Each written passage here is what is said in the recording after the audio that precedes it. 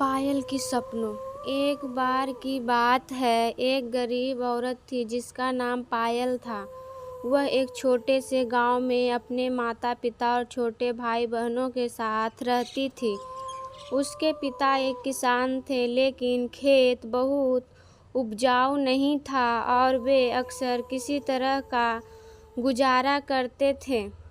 पायल एक बुद्धिमान और जिज्ञासु लड़की थी। वह अपने आसपास की दुनिया के बारे में जानना पसंद करती थी।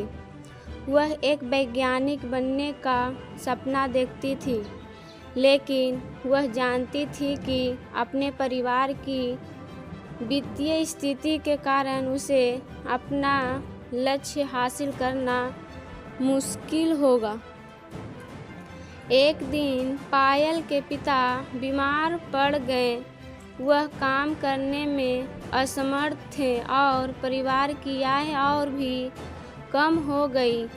पायल को अपने परिवार की मदद करने के लिए स्कूल छोड़ना पड़ा। पायल ने अपने परिवार का समर्थन करने के लिए कड़ी मेहनत की। उसने घरों की सफाई और खेतों में काम करने जैसे अजीब काम किए।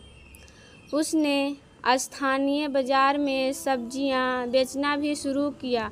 अपनी व्यस्त दिनचर्या के बावजूद पायल ने वैज्ञानिक बनने के अपने सपने को कभी नहीं छोड़ा।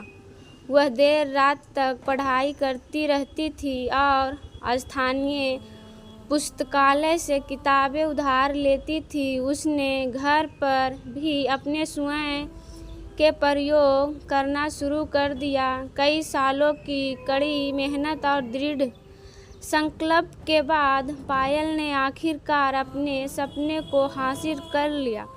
वह विश्वविद्यालय में दाखिला लिया और वैज्ञानिक बन गई। उन्होंने विज्ञान के क्षेत्र में महत्वपूर्ण योगदान दिया। पायल की कहानी हम सभी के लिए एक प्रेरणा है। यह दिखाता है कि अगर हम अपने दिमाग में रखते हैं और अपने सपनों को कभी नहीं छोड़ते हैं तो कुछ भी संभव है। यह भी दिखाता है कि हमारे जुनून का पालन करना महत्वपूर्ण है, भले ही यह मुश्किल हो।